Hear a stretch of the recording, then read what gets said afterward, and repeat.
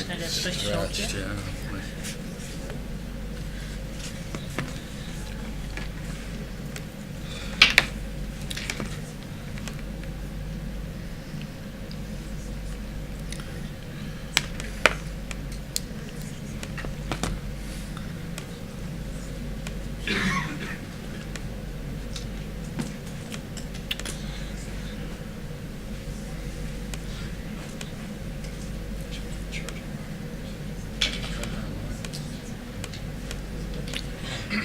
Just one's charged. I think there's a USB thing. Okay. Oh, that's for the computer. Yeah, that'll work. You, You can download all my music. okay. Do you have any good stuff? Oh yeah, this one. No, actually, I don't have much music on this. Yeah. I remember you used to like the Gorillaz. Yeah, Gorillaz. I took the kids to the Gorillaz last year. Oh yeah. Yeah. It's kind of. It's open something. Oh, what's that? It was opening something. Oh, yeah. Okay.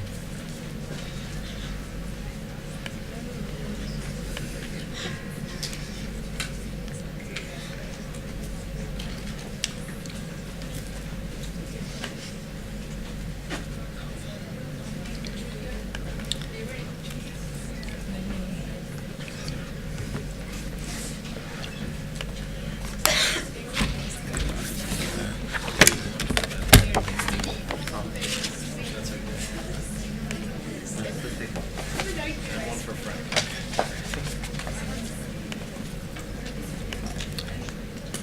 Can't you not see? How is it? Oh, it's slow stretch. Yeah. Can you go full screen then? Yeah.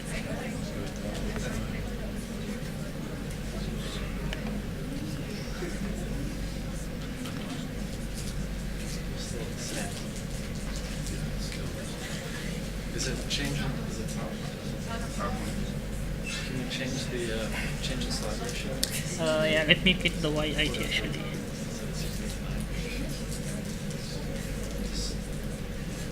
Stretch all the slides.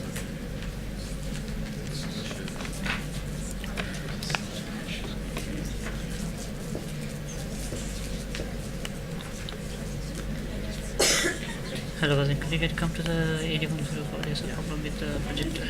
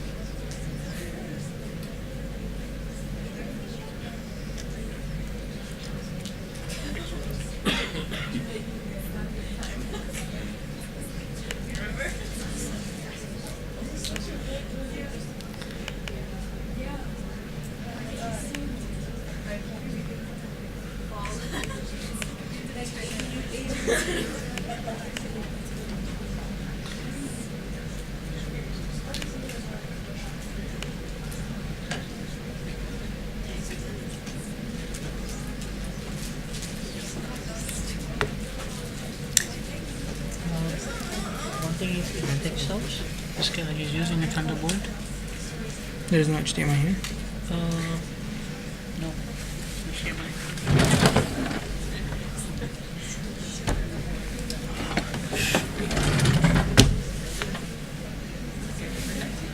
It's on VGA. Okay, but it's not. Okay, now it's, what do you need? What's No, it's what happens is if you see it's stretched. because it's not for extra, you need it for built-in display.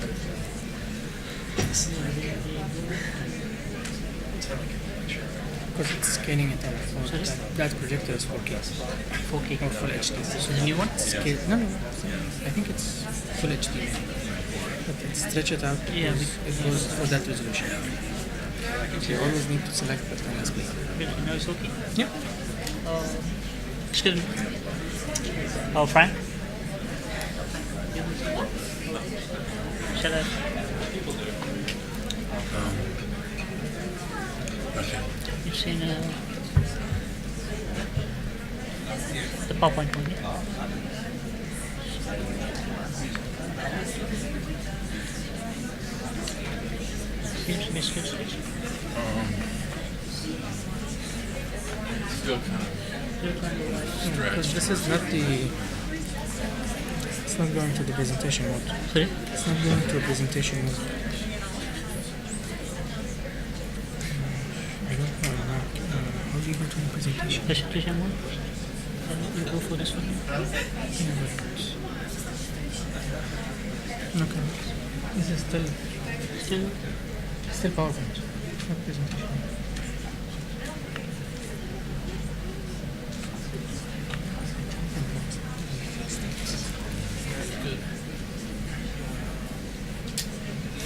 if you go, It happened one time in Zinc. I haven't shown you how to fix it. it's in file.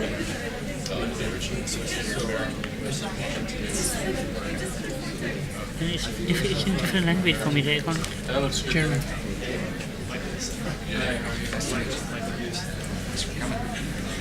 Feeling all right? Yeah.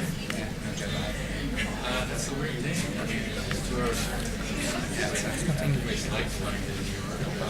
Yeah, but see, it's not. It should go full screen. It's not going full screen. You guys get a good tour this morning? Yeah. Have you not been here? No. It's No, only hold on. presenting It on this. is better than this. I think it needs to be stopped. I think in the settings.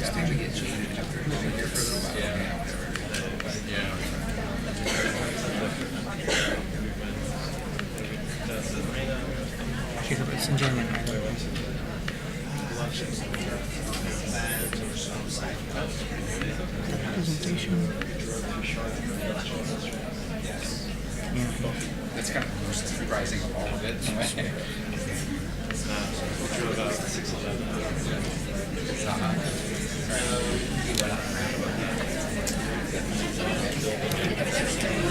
Oh.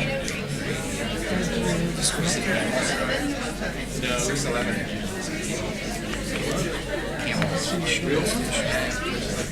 Yeah, sometimes. It's not like our own time. We're eating out of the car store. There's raccoons everywhere. We go in the winter. So this should be duplicate, correct? Yeah, that's duplicate. And this That's is presented presentation view and and this one. We go down. I don't know what is this mean.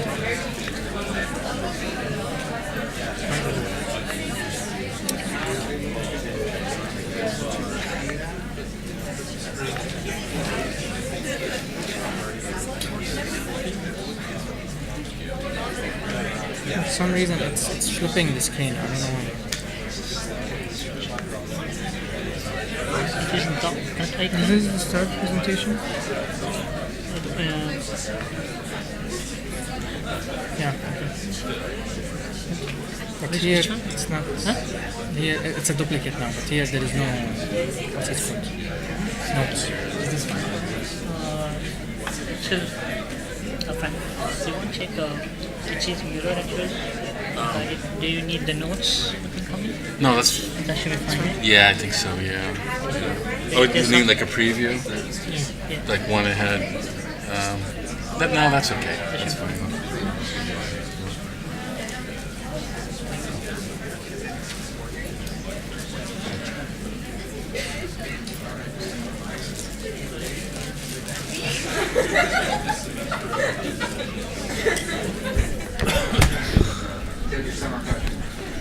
So I think we're going to get started, if everyone can find a seat. So I have the distinct pleasure tonight of introducing Frank Barkow, who I also had the pleasure of working for about 18 years ago, 17 years ago, when I was a graduate student in architecture and I was spending the summer in Europe. I talked to some professors in graduate school to see who they would recommend that I work for, and Barkow Leibinger came up on the radar and from a couple of people. So I wrote a kind of a cold application letter and sent a few sheets of a portfolio over a budding internet system in 2001, and actually got a reply from Frank directly. So I had a great summer working in Berlin on a series of projects that, in a sense, I think kind of reflected their practice at the time. Frank Barkow and his partner, Regina Leibinger, met at the Graduate School of Design at Harvard in the around 1990 or so, and formed a partnership, and Frank went to teach at Cornell after grad school, and after a year or so teaching at Cornell, I learned this morning that they both went to Rome to teach kind of study abroad classes for Cornell in Rome.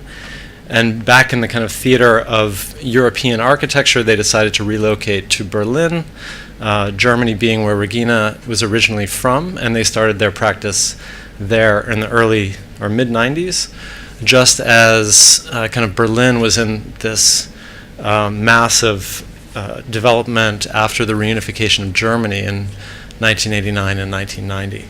So it was a, I think, remarkable time to have a practice in Berlin, and they kind of went right to work and won a couple of competitions for some schools, and then began a path of design work concentrated mostly on those early years, I think, in industrial architecture and factory design for a complex of factories in southern Germany close to Stuttgart. And I think it was in that time that they became well known, and that's why I was referred to them, I think, as a great place to go work. And a lot of this history is told in their relatively new book, which is up on the screen. It's the first slide in the lecture, but it's also a book in our library, which Frank has just signed for us, which is entitled Spielraum, which in German is translates directly into this idea of play or space for play.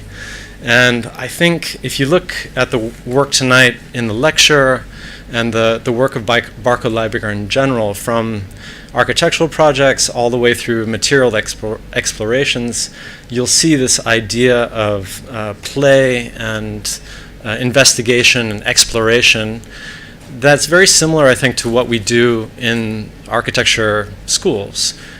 Taking on materials, exploring with them, not necessarily knowing what the design outcome is going to be as you're progressing with the design. And I think that for a firm has had such great success in building across Europe and now across North America and the world, that it's really remarkable that they've been able to kind of carve out this space for exploration and design within their practice. And as is kind of discussed by Hal Foster in the introduction to the book, it's one of these firms which really balances academia, and Frank and Regina both are professors at places like Harvard, the GSD, and Princeton, and the Technische University in Berlin. So there's a kind of a crossover between research, teaching, and practice, which I think resonates strongly in the work and this idea of finding space for play, or Spielraum. So with that, I'll leave the floor to Frank Barkow. Let's welcome him to AUS.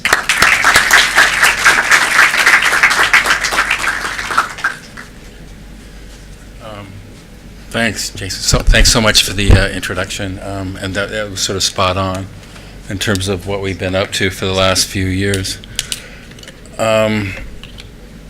that okay, likewise? Yeah, that's fine. Thank you.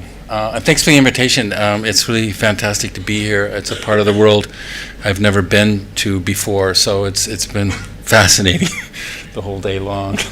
So, and it was also, I had a chance to go through the studios and see some of the work and the workshops and the fabrication that's going on here. So I think a lot of the interests here are very close to our heart in terms of the work we're doing. But I think that's what you said is right, this idea of working between research, experimentation, the project practice itself, and then academic. We've been running a housing studio through GSD Harvard, abroad in Berlin, and now at Princeton. So as a way of working, it's been incredibly beneficial in terms of how we think.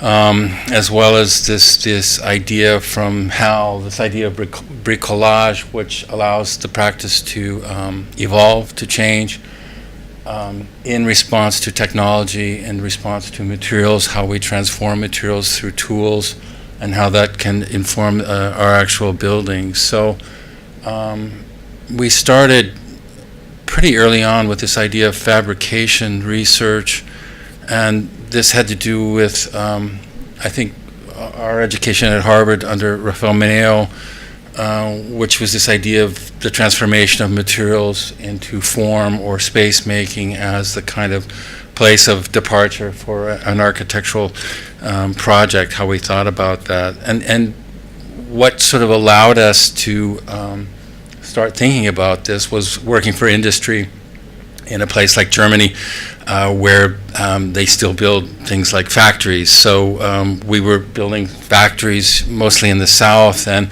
as we were building these factories, we were learning about the technologies they were producing: laser cutting, hydraulics, working with metals, concrete, and through producing for these kinds of companies, we started to use their technologies for producing the spaces, and began to experiment with them. So one of the early companies we worked with was Trump, with an F on the end, which was in Stuttgart, who pioneered laser cutting. So as they kept inventing and producing more and more machines, we would send our students down there to test the capacities of these machines, the sort of economics of these machines, and start to think about these in terms of architectural applications. So what this meant was starting with a material, starting with a tool, and seeing how that might inform, again, a kind of formal or spatial outcome,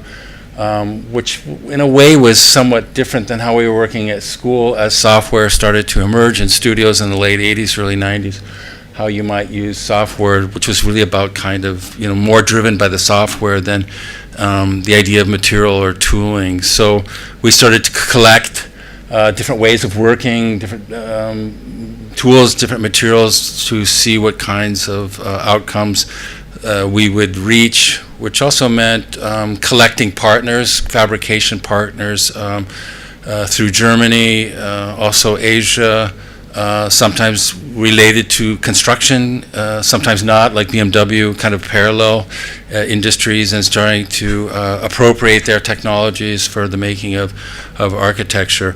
About this time, we also started to formalize this work into a series of catalogs, sort of like manuals, that we were producing with Brett Steele at the Architectural Association in London. We would do these books very quickly in a couple of weeks, sort of staple them together with an emphasis on process. I mean, really processes of making architecture rather than on any particular building type or building itself. So what you see is sort of showing different ways of producing things. We started producing folios or books of our work in terms of documenting these kinds of processes, and then about this time we started to display or exhibit our work differently. Instead of showing models and drawings, we started showing work pieces from the workshops, ceramics, the metal we were working in, starting to work at timber at this time. A lot of the work being shown at 1:1 and going in installation scale. And with a lot of this work, there was a historical component to it. So, for example, prototyping space frames, we would go back and look at space frames from the 60s and 70s from architects like I.M. Pei or Buckminster Fuller, of course, Conrad Waxman, and sort of revisit that project through digital fabrication. What would it mean had these pioneers of this kind of prototype had access to this kind of technology? And as I said earlier, like sending students down to Stuttgart and starting to test these machines in terms of articulation of, in this case, stainless steel pipes. How precise can you cut? How fast can you? What would be the economics of that? And then to slowly look for applications. So this was a drawing, sort of three-dimensional drawing, but This was an installation that we did at the Swiss Architecture Museum, I don't know, some 10 years ago or so. But the idea of this was as an array of these things kinetically moving. This then became an idea for a prototype for a showroom facade that could turn. So it had a performative idea that this could be the sun shading for the building. At the same time, there was an idea of, I suppose, it being kind of seductive. You could look into the spaces to see the machines that they were showing and displaying within the building. So that's kind of a, bottom-up example of taking a component to a facade idea to a building scale application of it. So at this time, we're also doing these full-blown installations in gallery spaces. So this was an installation where we scripted and laser cut plexiglass tubes in Munich, and then sort of put them together in these arrays in a space. So again, at this point, it's not about drawings or models, like I said, but it's representing an idea, but an actual, for us, a piece of architecture in its own right, in the sense that you could walk through this gallery. It was spatial. It had a quality of light. It changed during the day. It had a scale to it as a kind of environment.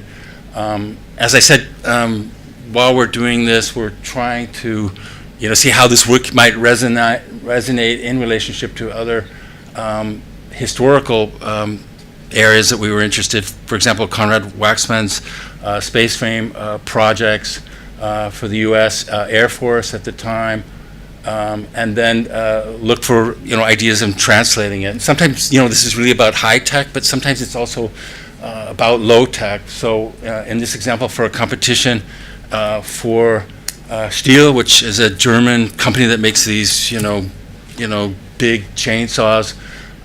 They had a factory in southern Germany. They also had their own forest, so we could harvest trees from their forest and produce, in a way, a really low-tech, primitive space frame out of just peeled logs that we could bolt together to produce a space frame for exhibition space for their products that's connected to their headquarters, which is this kind of 50s building behind it. In terms of connecting. So for us, it was, client-based in the sense of producing a tool and also having a readily available material in the form of this forest, where we could take this material and sort of put together very quickly a space frame exhibition space that's flexible, it can change over time, et cetera, et cetera. So a lot of this has to do with scalability. So this is one we're actually building next week with an engineer, Werner Sobeck, in Stuttgart, where we're using the space frame to produce at Remstal a kind of garden pavilion in a vineyard area that will be linked to other pavilions along this valley. So, and one of the other things with the sketch, the grapevine sketch on the right from Waxman, is this idea of structure as having something spatial, the idea of structure having a kind of spatial capacity that you can occupy, which starts to inform other projects of ours in later, particularly this project we just finished in Chicago. But this idea of scalability, something at the scale of a pavilion, or something like in this case, the scale of an exhibition. I sort of lied. These are actually models that we did produce for the Chicago Architectural Biennale last fall. These are prototypes for affordable housing in Berlin. We have a housing crisis there, so looking at it through the lens of three different materials: in steel in the back, in timber logs in the middle tower, and then in infralight concrete in the foreground tower, which we'll start building soon as a project, a kind of prototype project in Berlin out of this material. So and the premise of this Biennale that was organized by Mark Lee, Sharon Johnson, was make new history. So each one of these towers had kind of a historical reference. In this case, the Tessenau Festhalle from 1936, which was meant to be this kind of hall of columns.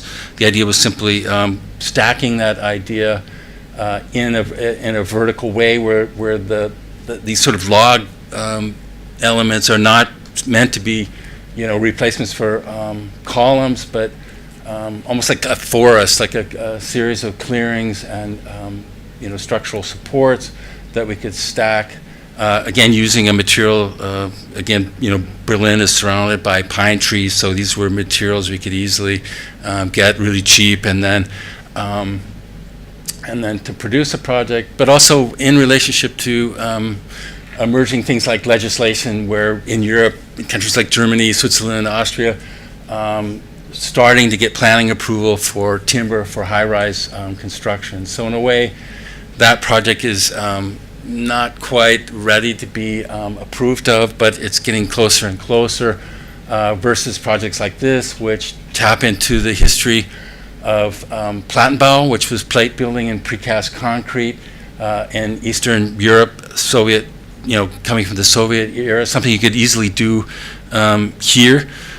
So the idea for this one was the pink foam is representing prefabricated concrete in impolite concrete, which is this kind of self-insulated concrete, which we could cast into these very three-dimensional pieces, which are self-supporting, which I'll talk about a little bit later in the lecture, but or something like this from Landscape, from Robert Smithson, Nancy Holt's film Swamp from '71, the idea of a kind of structural thicket, where in this case steel is tessellated into these bundles that are extremely light, and we could cluster to produce a vertical and spatial housing solution such as this.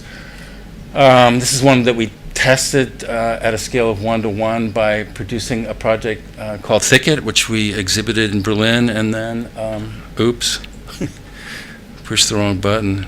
How do I get back?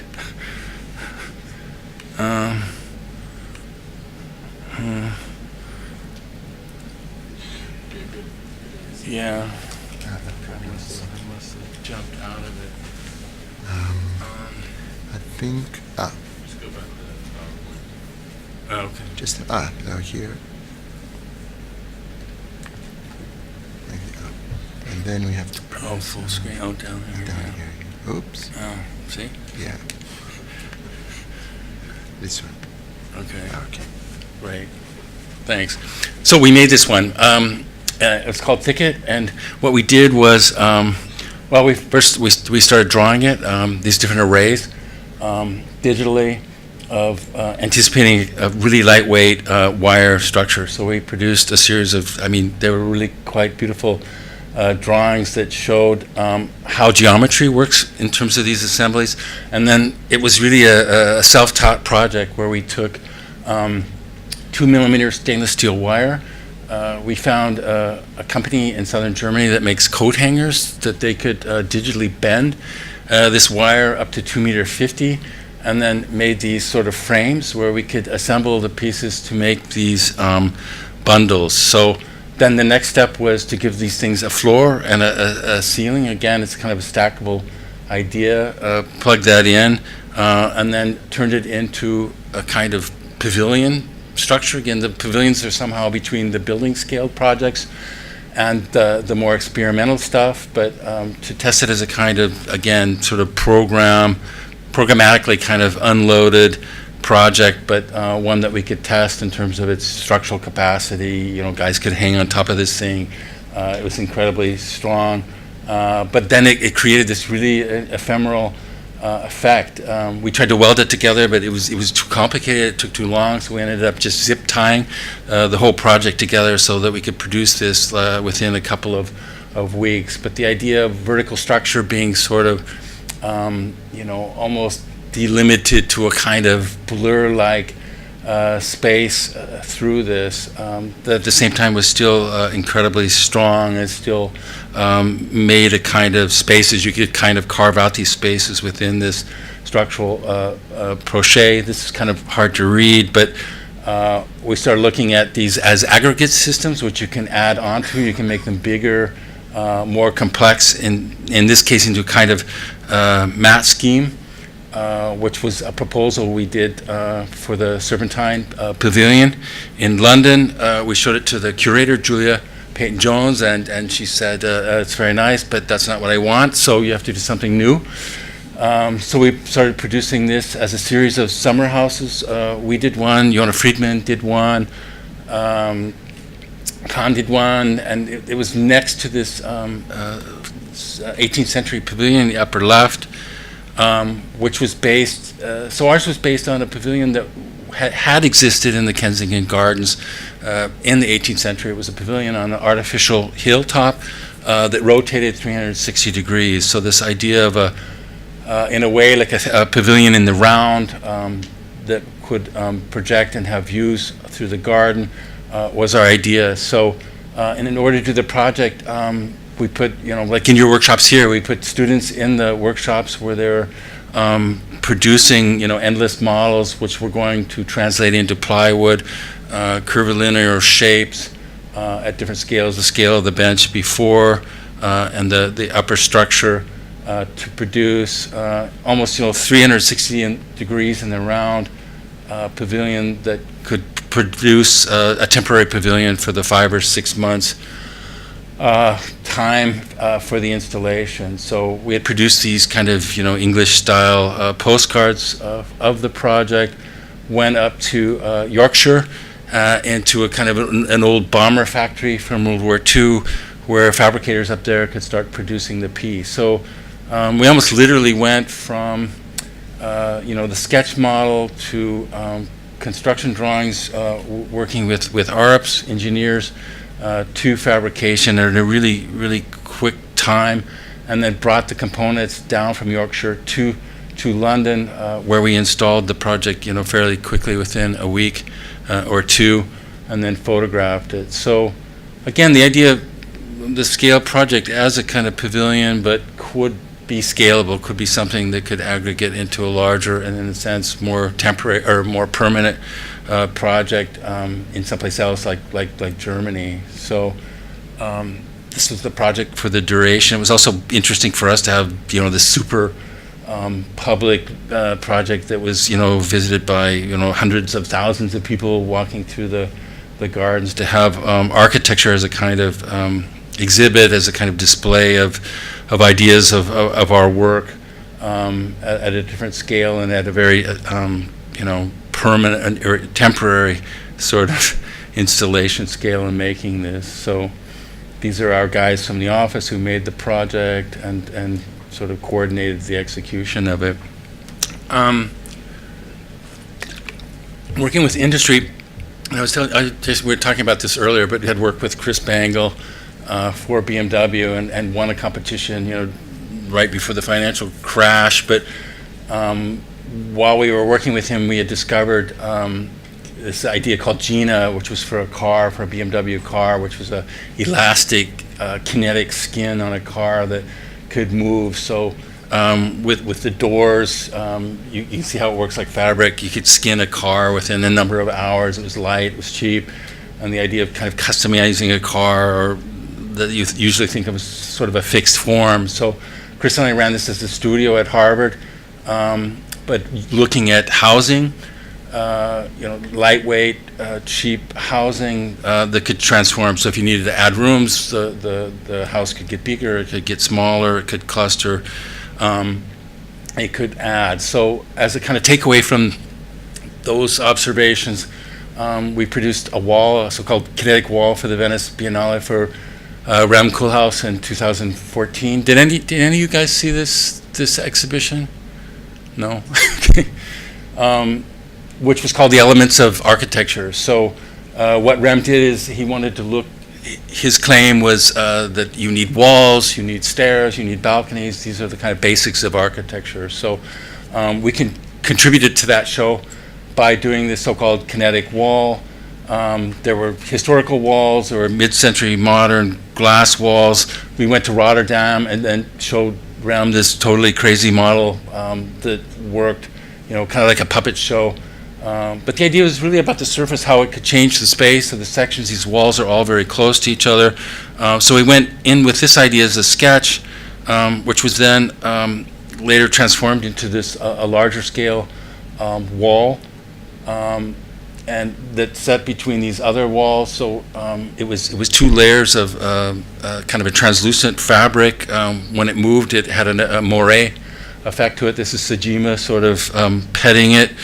And the thing would move. So it had these little motors, these activators. I mean, again, not particularly high tech, but could change the wall by moving in and out. So in a way, this was prototyping maybe some of the ideas from the studio, the Harvard studio, in terms of kinetic skin frame projects, which could be space frames, or could be a kind of orthogonal timber frame like this that could change space. So if you imagine this as a kind of building block for a larger architecture, these were some of the ideas that we were working with, coming out of industry and then finding an application. So another example of that would be this project we did for Marrakesh a few years ago, where we had an incredibly beautiful site next to the Katabia Mosque, where we were allowed to do, I think, like a 400 square meter installation as a temporary exhibition. So how we thought about this project was it's arrayed basically on a 5 meter grid next to this, within this ruin next to the mosque. We went back to Berlin and studied the project as a rule geometry project, which is rule geometry, simply straight lines that are offset that produce these hyperbolic surfaces. So we produced large-scale models of the project, and then started drawing it, but then also started thinking about how to produce this project on site. So we were able to get timber from the Atlas Mountains nearby. We worked with local fabricators, craftsmen, I should say, really, who are expert weavers, who could produce some of this work, which I've also seen at the school today. So, and in the nearby souks, we had steel joints that were produced to connect all these pieces. So Mohammed was our foreman for the project. So he taught us how to, well, he actually did it, but he told us how he could weave this project together, the kinds of knots, the kinds of spacing to produce the project in 2 weeks to produce this array. Which was also an idea of activating parts of the city which were neglected or not really used. Also, Marrakesh is a city with no museum of modern art, so it was also the idea of the public, which is both the people who live there as well as tourists, to have a kind of place for encounter. So we produced this for the curator, Carson Chan, and again, as a kind of prototype project. You know, for us, this is also something, you know, that could have currency. For example, in industrial architecture, this could translate to, say, timber and steel cable and be a roof for a factory in terms of its effects. So, yes, the projects are site-specific. They relate to a certain place and to a certain history of craftsmanship. But for us, always have a kind of afterlife or a kind of currency for other projects. So, in this case, you know, we went back to Berlin. We had a chance to do a fellows pavilion for the American Academy in Berlin. American Academy is where scholars come and work, and they work out of a kind of 19th century villa.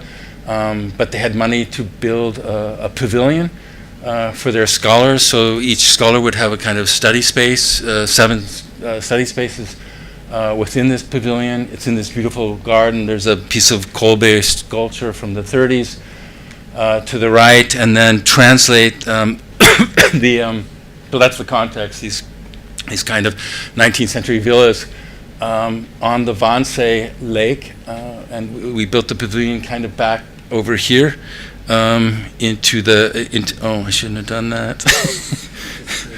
Oh, that's so bad. Help. Okay. I promise I won't do it again. Out here, you just have to, oops. Okay. This one. Okay. Because when you pull this down, you Yeah, have the... thanks. Okay, you stay there. All right. Okay. But it was like this, this very, beautiful pavilion in this beautiful garden looking out over the lake. So, and it was a project that, the drawings are kind of hard to read, but with these, very simple plan with a kind of American-style porch that wraps around. So you could retreat into these rooms to study, or pull these curtains away and then open out into the garden, or with views to the lake. So, but again, the point being that it was really a building that benefited from the installation scale, more experimental work in terms of how we could construct this roof now in steel and make a space for these scholars to work. So, so the building is built in steel with oak floors and oak walls within it, then is uplit on top of the walls, so that as a kind of retreat space, if you want privacy, you can work in it, or you can open these sliding doors and work out on the porch in a more social context, if so desired. This is Beatrice Colomina, one of our first scholars to move in, modeling for me with some of her research work. Liminal facade, I guess, is another sort of work area within that book, which is something we continue to work on, particularly in a place like Berlin, where this whole discussion about sustainability, a lot of that happens within the skin of a building, how it works in a performative way for us, how it works in an aesthetic way. So and also how it mediates between the interior and exterior. So and this, I think, was a conversation we had today while driving around in Dubai. These glass skyscrapers in probably the hottest place I've ever been in my life. So how do you deal with that? So we were doing these factories in the south, and all of a sudden we found ourselves, after years and years and years of working in Berlin, but never working on Berlin, just from Berlin as a kind of laboratory, we started to get asked to do buildings within the city. So, like, this is our version of Dubai, right? So you get the government center on the top, the new train station over here, and then you have this, huge new sort of development area in the south. So we get to do the first high-rise. Again, a high-rise for Berlin is like, 15, 20 stories, 25, 40, not like here. So so we were asked to do a building there, working with the developer and working with the city. So we asked, how would you do a high-rise in a city like Berlin, which, really has, no tradition for high-rise buildings. Almost the entire city is kind of at a 22-meter height. So it was an office building for Total, French energy company. So we developed an idea for a raster facade, which is a kind of a gridded facade. It's a load-bearing facade in precast concrete. So the idea was to produce a perimeter of concrete columns, which are load-bearing, which means the interior is essentially, for the most part, column-free, and to use that as the kind of controlling element of the facade. So the facade is organized as a series of precast stitched together T's, which are kind of origami shaped. We found a company in Frankfurt which could precast these things in an extremely precise way. Also, the idea of precast had changed, where you don't have to make the same cast over and over again, but we produced, in the end, I think, 160 different casts, and through our fabrication technologies, we could produce, relatively complicated formwork for this, and then put this facade together where the windows are operable.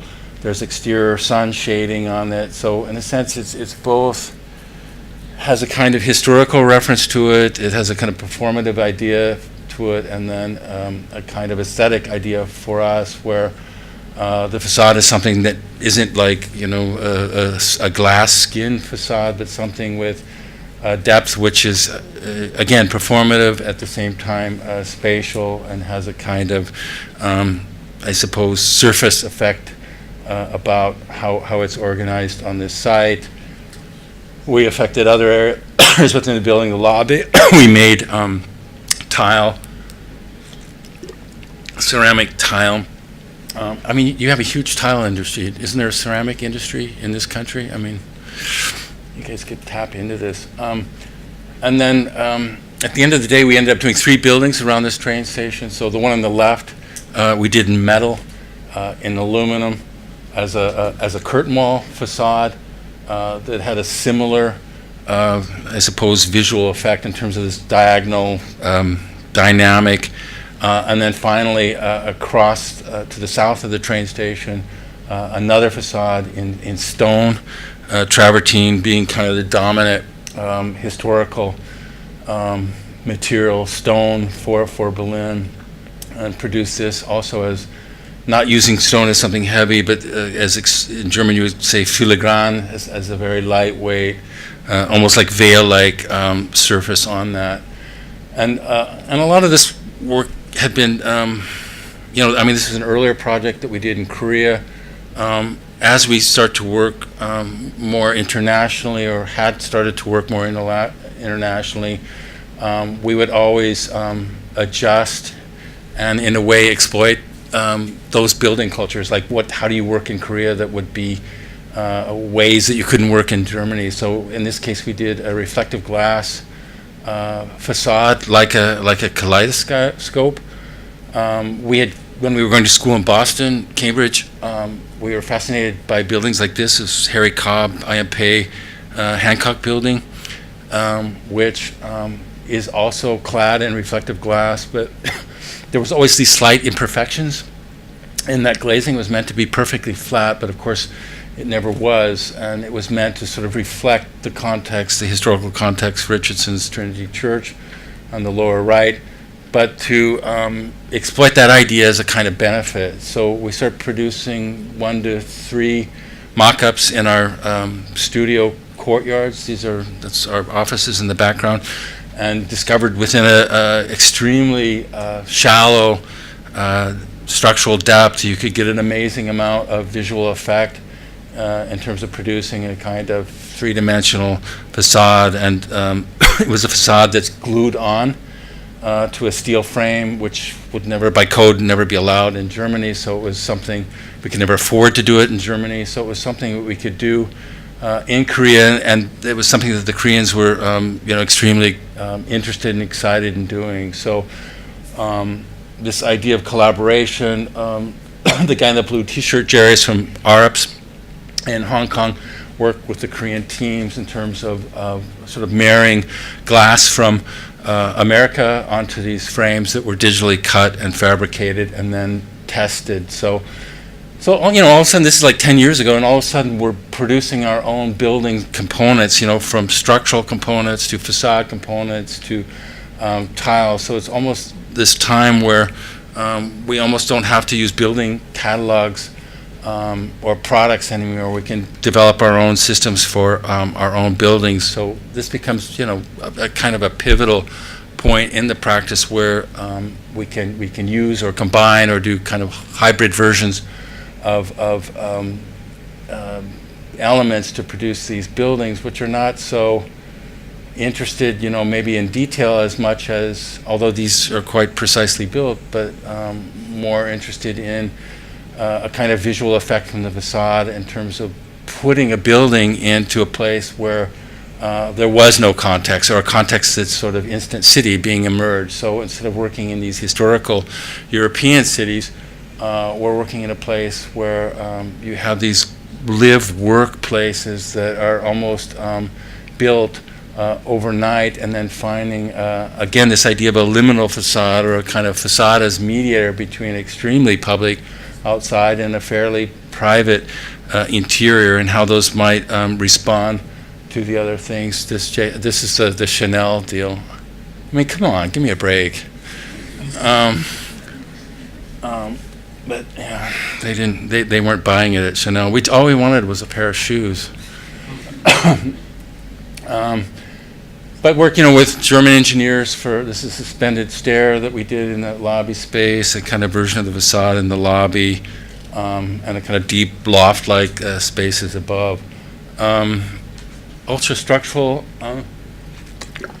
is another work area where I suppose this kind of idea of structural or engineering ideas or architectural ideas, and architectural ideas are part of the engineering ideas. So this is a factory that we finished last fall in Chicago, out by O'Hare Airport. It's a factory showroom for 4.0 technology from Stuttgart, from Germany. 4.0 is where machines are digitally connected and physically connected, that need basically completely robotic, where nobody really needs to take care of the machines. You can turn them on at night and leave, and they will produce things like John Deere tractors or car components out of sheet metal. So so this was the site, which is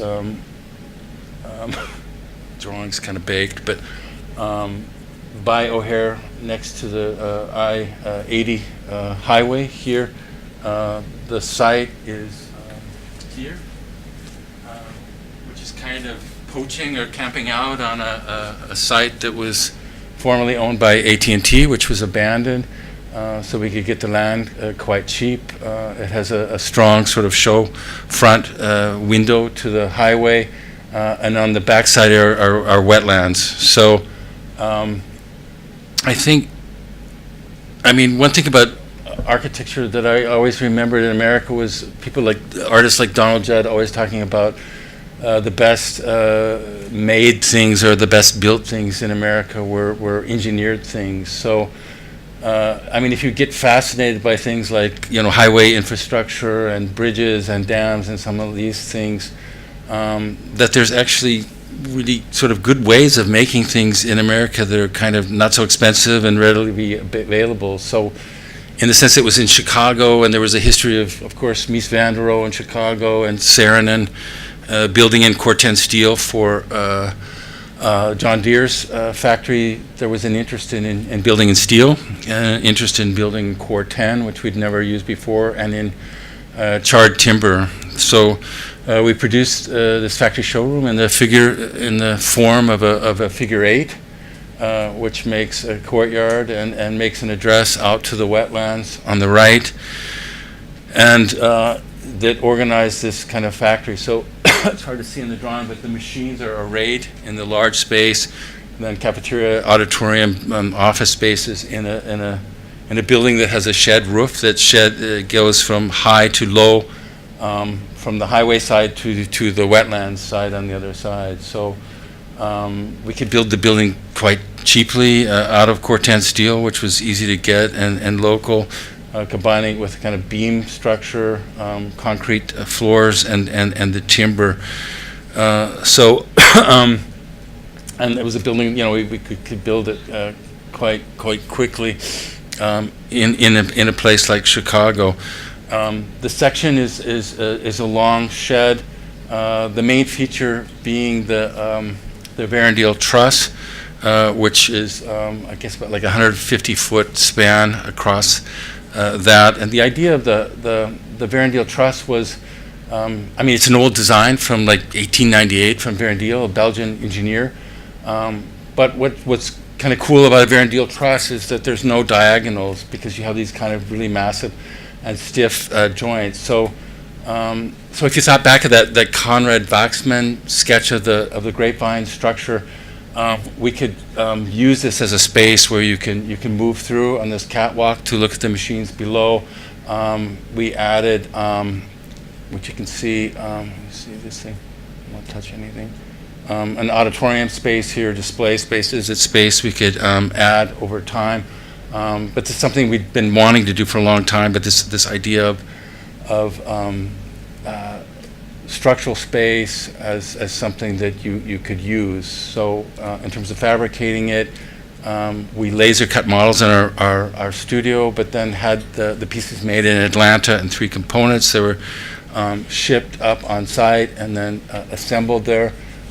They were sort of, for us, sort of unbelievably cheap and affordable, but somehow tapping into that building industry that could do that. So we had these relatively low-tech trusses above, housing these high-tech, machines that are set up for production of sheet metal into, again, tractors and cars and things like that. There were other components like this extruded stainless steel sculptural chandelier that we produced in Red Hook, Brooklyn, the charred timber, and then assembled this all together for me as the American partner in the office, a particularly American project in Chicago.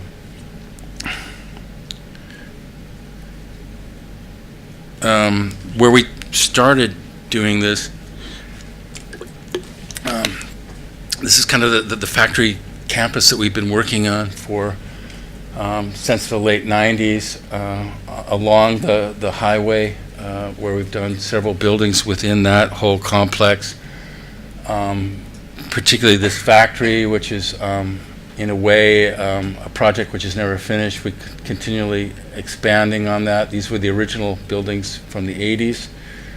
We did a cantina project here and a gatehouse. Repurposing projects. This was an old spice factory which we transformed into a training school. So the idea of a master plan is something soft, is growing as you change programs, as you add land and possibilities along infrastructure like the Autobahn here, and then sort of dropping in individual projects here. So this was a cantina, which in Germany is usually the cafeteria, which is usually a horrible space full of horrible food in the basement of your factory where your workers are supposed to go. So we said you could do something better with that. You could change the this into an event space. You could use it for music. You can use it for parties. You could use it for speeches.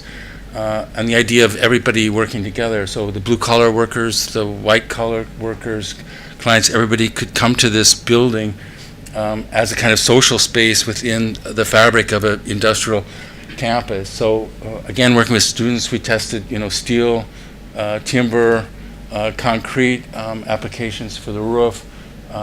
We had our engineers start to translate the project into shop drawings. The idea of the project is an excavation. The entire campus is connected underground by tunnels, which you see over here, there.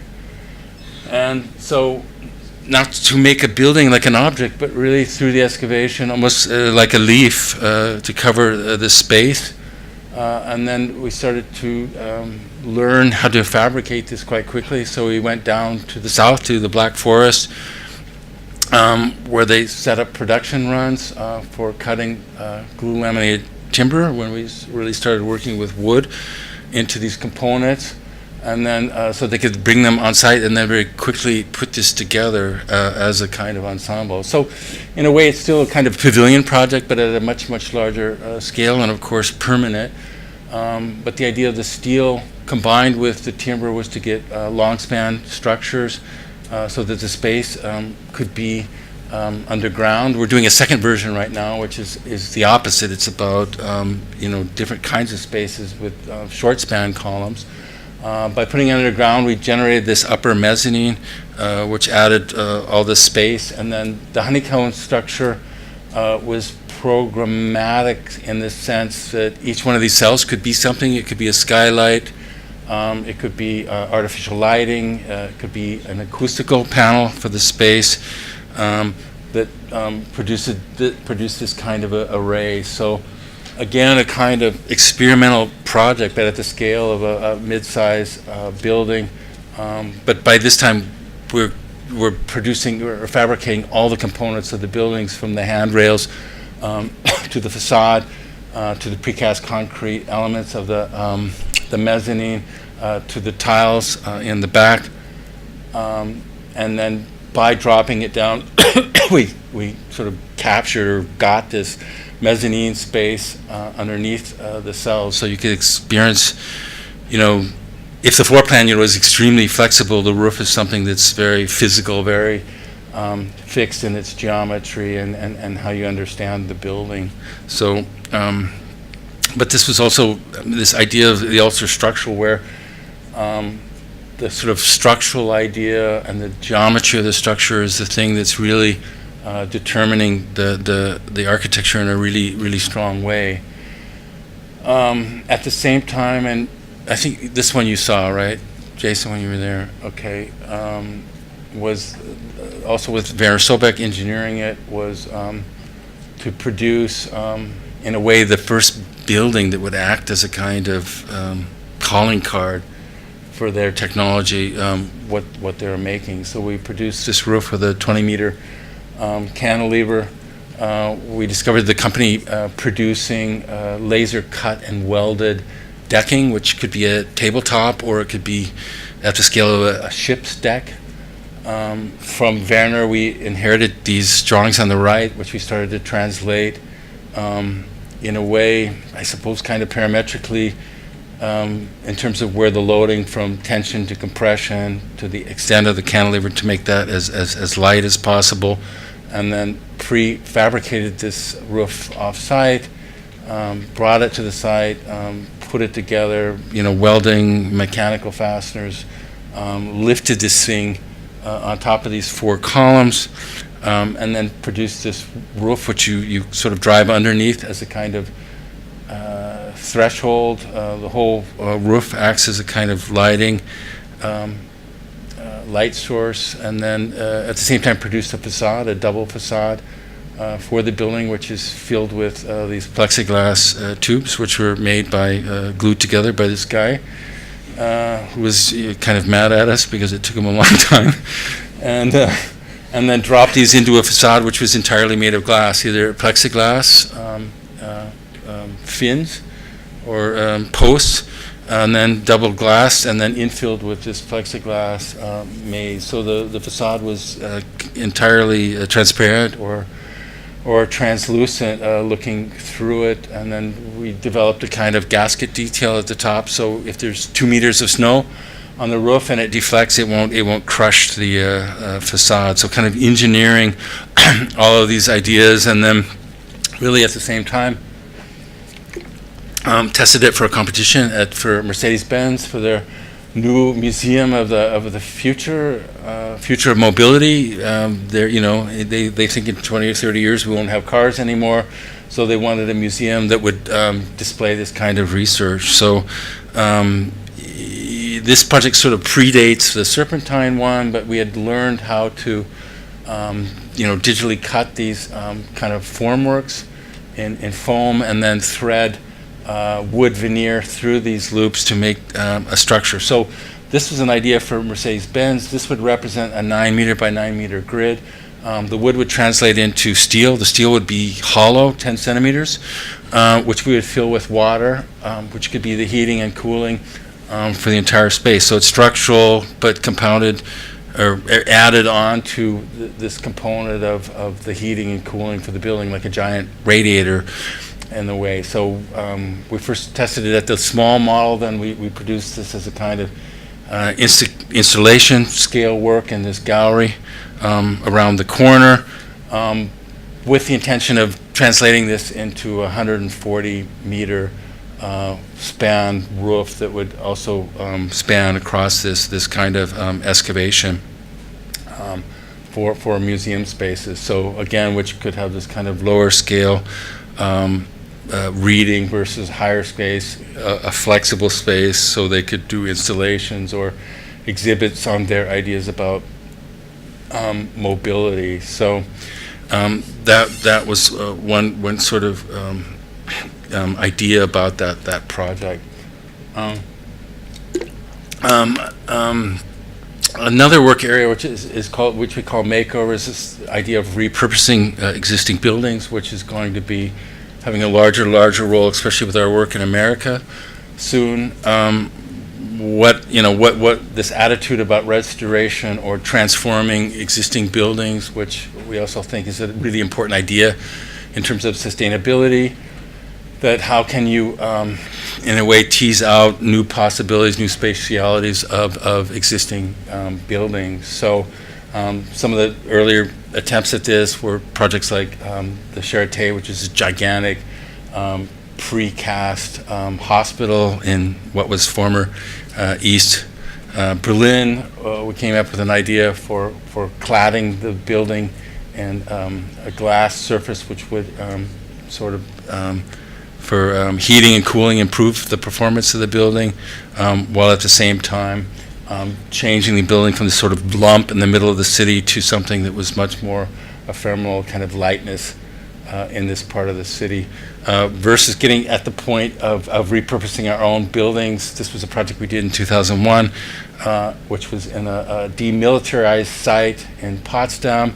The project's on the left, which was a temporary sort of flower biosphere to a kind of event space, which we're now looking at transforming into a school. So we would take this as a kind of as-found, ready-made building and started looking at the idea of dropping classrooms in it. So you would have two environments, one of the existing space that we produced, and then second one of these, climatized classrooms that we could drop into it. So, even within the span of, 17 or 18 years, starting to look at our own projects in terms of how they could be transformed through program shifts and reusing these spaces in order to not simply tear them down, but to give them a second life on some of these and some of these kinds of sites and places,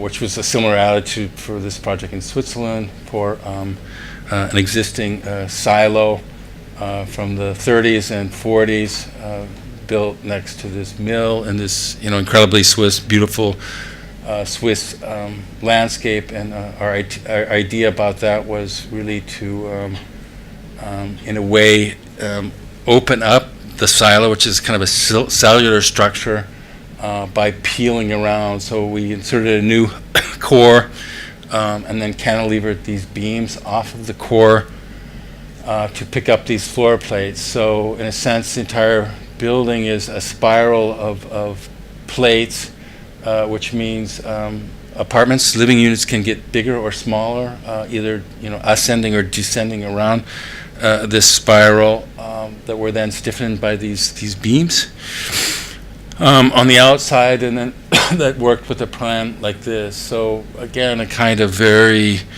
tough Swiss engineering solution to a project like this to produce living spaces that could spiral around the space like this.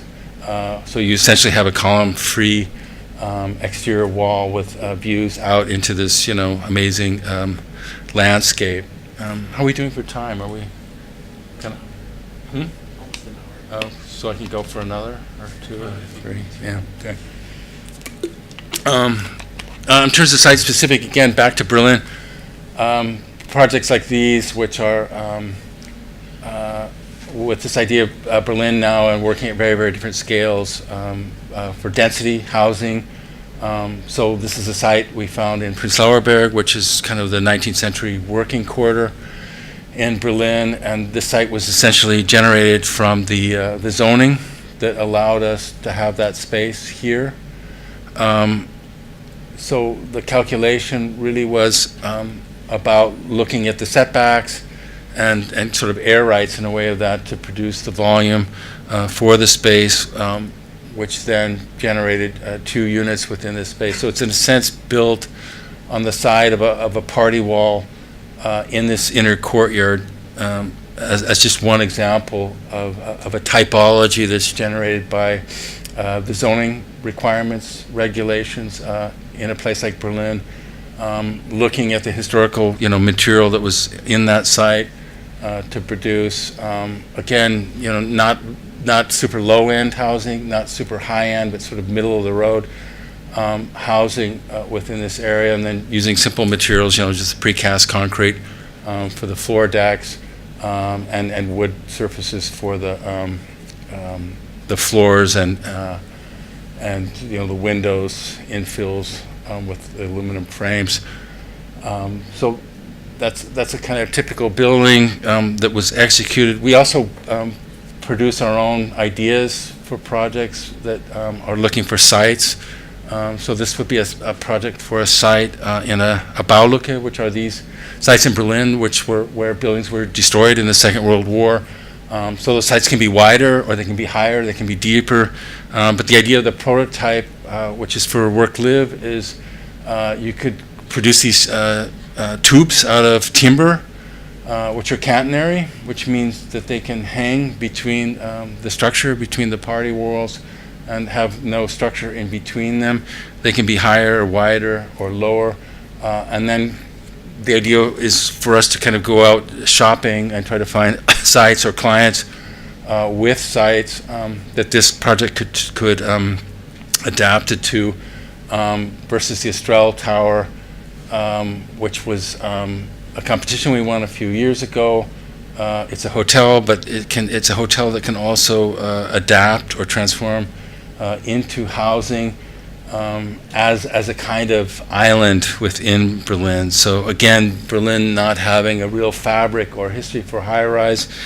Our site is here, which is a gateway site from the perimeter to the right, which goes out to the new airport whenever it's finished, to the 19th century fabric to the left. So it, in a way, it's finding a site which could take on density, which could take on this height, which is 175 meters, would be the highest building in Berlin, as a kind of building assembly, using a geometrical idea of tangram, of triangles, parallelograms to produce different height extrusions to produce the project. So, which is a high-rise, office spaces, parking, a ballroom to the right on this canal, which then connects it to the rest of the city, and then all of this unified by an atrium space. So, so in a way, that's been an existing sort of research project of different kinds of density exercises within Berlin, very different typologies of building that are in response to either hotels or dwelling of one kind or another. This one I'll end with this project, but this is our which I showed earlier. The Smart Materials started as a Hamburg IBA project. It was about combining infralight concrete, which is on the left, which is a self-insulated concrete. If you put it in water, it'll float, and then with timber floors. So that component, we made it sculptural, we made it spatial, three-dimensional.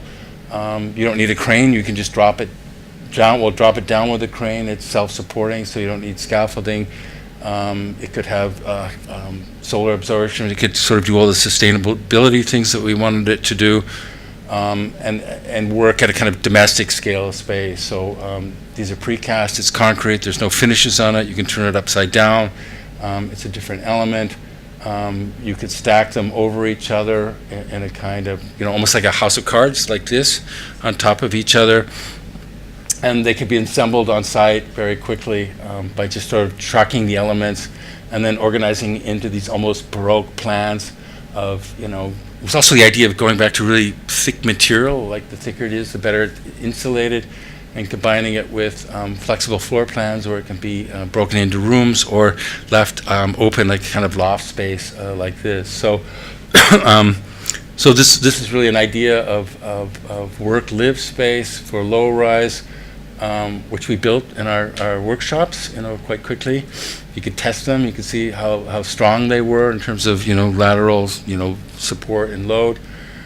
And then to translate these now into high-rise things. So we got money from Wholesome to produce a prototype. We cast this. We could test it. We could play with different finishes for the material as a building block, as a kind of component. And then again with the refugee crisis that we've had, like in the last 5 years, could argue for this project in a way that you could very quickly produce point towers in this material for affordable housing. We found, I think, 36 sites around the Karl Marx Allee where you could drop these towers in without disrupting the neighbors in terms of view or setbacks or air. as a kind of project in Berlin, taking on, again, a kind of new building typology for us, but really based on a material, a kind of smart material that could allow for quick and affordable housing in a place like Berlin, or maybe even here. So I'll finish with that project. We hope to get that one built, I think, in the next year and a half. But that's kind of where we are right now. Next time I can show some of our American projects that we're doing right now. But again, thanks so much for the invitation here, and it's really great to see you guys.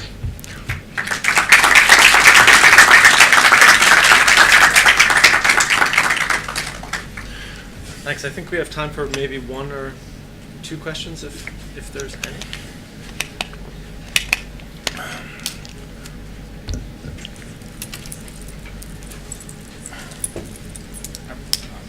Michael? Could you talk a little bit about the kind of studios that you run at Princeton now? Yeah, we're running a house. Is there a relationship, specifically relationship? I think so, yeah. I mean, in a way, we ran that studio as the first studio at Princeton for point towers and for housing, but in timber. So we ran that as the first studio, and then the last studio we did last year was on megastructures, so for housing. So, and there's a couple examples in Berlin from the 60s, like the Schlangenbader, which is this huge housing complex built over the highway, which we thought were kind of failures, but when we actually went there, people were living there and the rent's cheap and there were waiting lines to move into these things. So so we ran that as a large-scale studio. We'll do a third one next year, which we haven't quite sorted out. And then the first one we did with Harvard GSD was Studio Broad in Berlin, which we're looking at different ways of adding density through housing in Berlin. So we looked at 4 or 5 different sites for that one. So probably next year will be the last version of that whole cycle we do. But like most of these things, and like was said earlier, I think there's always an overlap on at least the things we're thinking about in the studio. Question in the back?